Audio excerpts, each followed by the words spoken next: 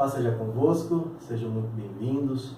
Mais um vídeo que nós estamos gravando nessa série de lições, Profecias, parte 2. Neste sábado, no dia 28 de setembro de 2019, nós teremos o nosso próximo estudo, a parábola das 10 virgens. Graças a Deus, temos tido uma recepção muito boa dos vídeos e das lições. Nós agradecemos a cada professor, a cada irmão e irmã que está contribuindo na Escola Bíblica Sabatina Monte das Oliveiras. Paz seja contigo, pastor Marcos. Amém, irmão. Paz seja com todos. Quero confessar que foi um tanto difícil gravar os vídeos sem a sua expertise e sabedoria, graças a Deus. Mas sobrevivemos. Está muito bem, né?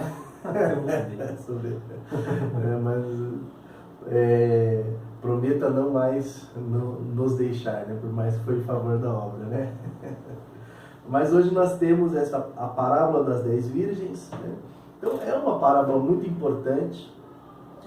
Nós estávamos até comentando agora, e ela vai trabalhar um pouquinho até da continuação, talvez não, vai trabalhar também com as lições do ano que vem, que é o prepara-te, A gente está orando ao Senhor e Deus tem concedido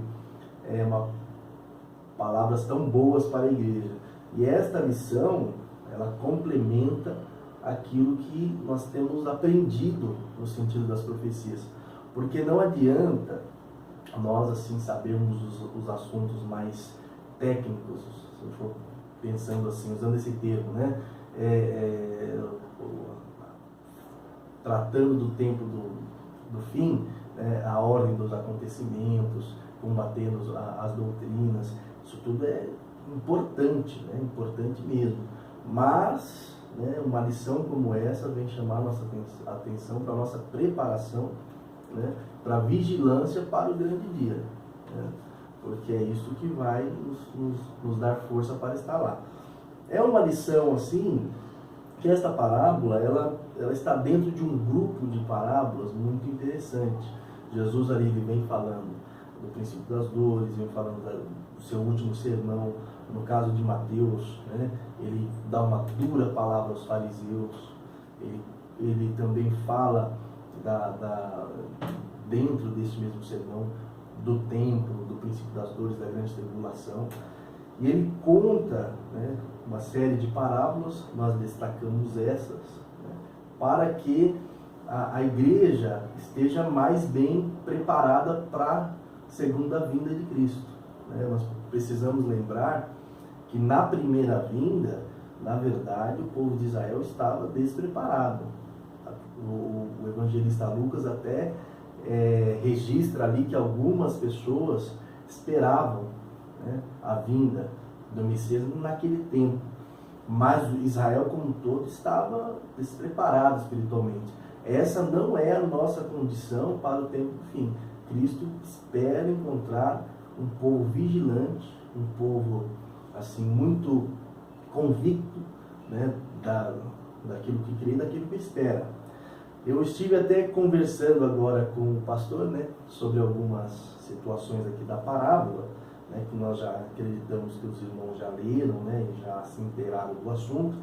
Mas o que chama mais a nossa atenção neste grupo de parábolas, especialmente na parábola das 10 virgens, é que as virgens loucas e as virgens prudentes, nós não podemos nem classificá-las como ímpias.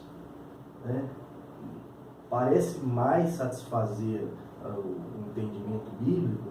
Nós cremos que faz parte de dois grupos de pessoas conhecedoras do Evangelho.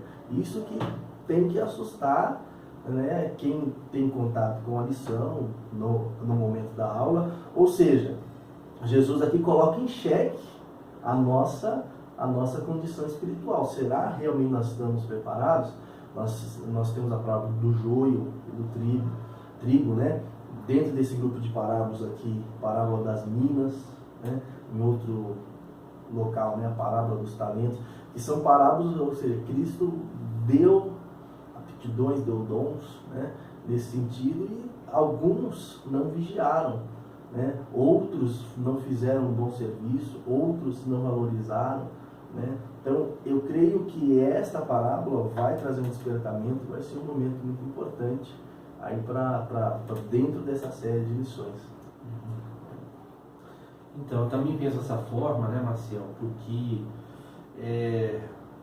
o contexto dessa parábola é o contexto escatológico da volta de Cristo.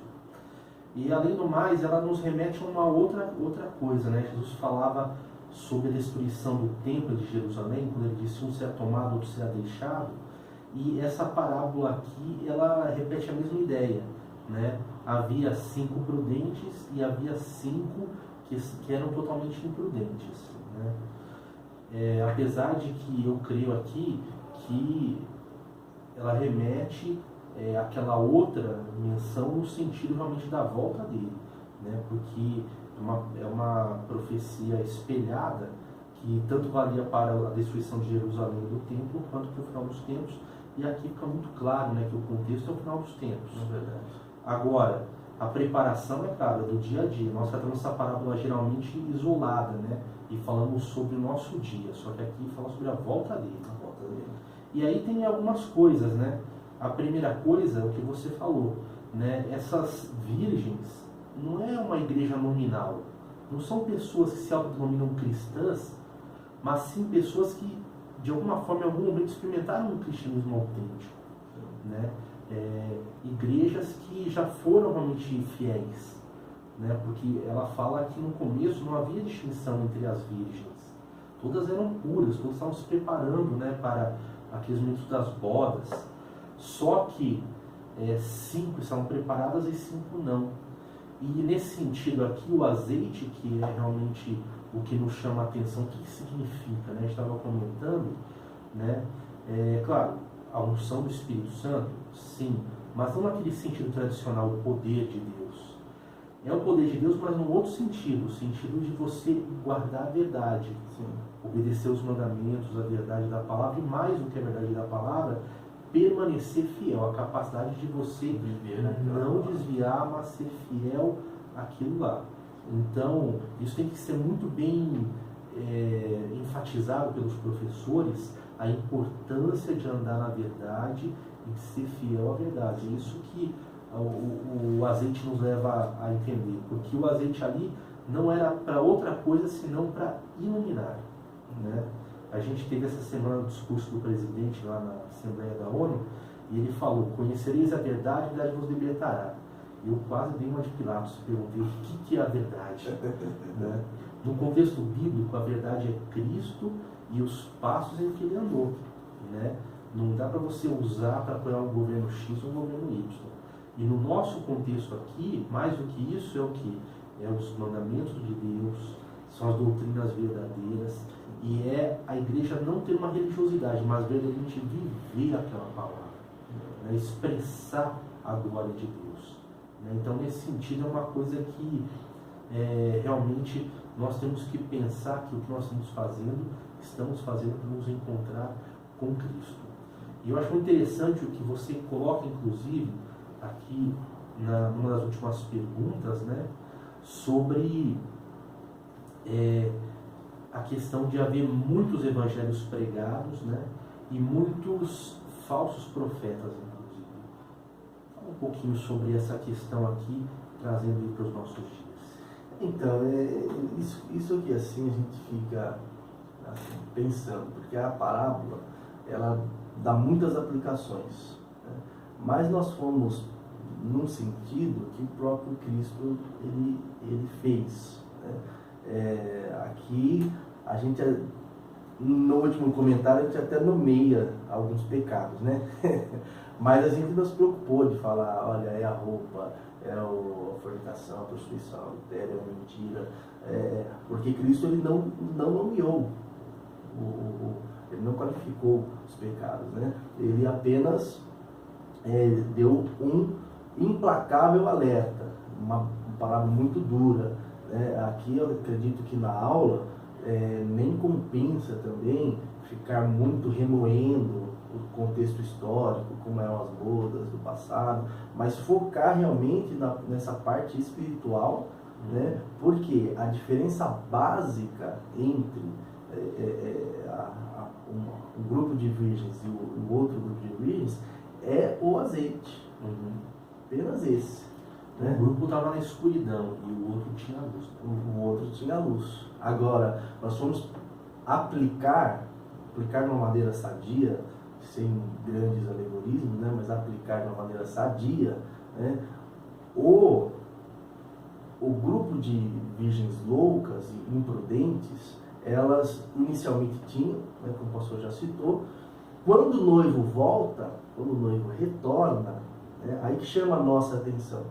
Nós sabemos que a volta do noivo, claro que ela é repentina, claro que ela tem um aspecto assim visível, né? Mas você tem, antes da vinda do noivo, nós temos aprendido que você tem muitos fatos se desenrolando. Então a vinda do noivo, à meia-noite, quer dizer o que? É a hora que ninguém espera.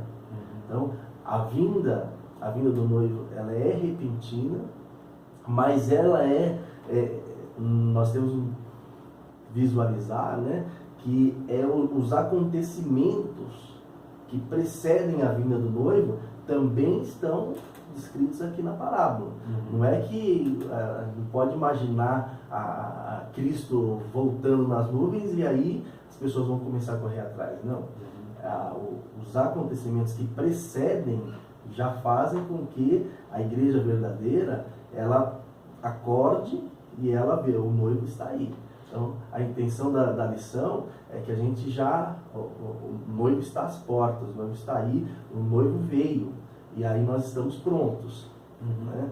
E também interessante isso que você falou, porque estava até discutindo, né, o significado de dormir.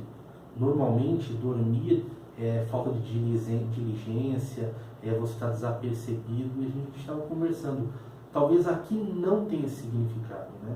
O dormir aqui talvez tenha um outro significado, que seja o cansaço, talvez uma aparente demora do noivo, né? E por isso esse negócio de dormir, porque uma parte das que estavam dormindo, apesar de estar dormindo, estavam preparadas.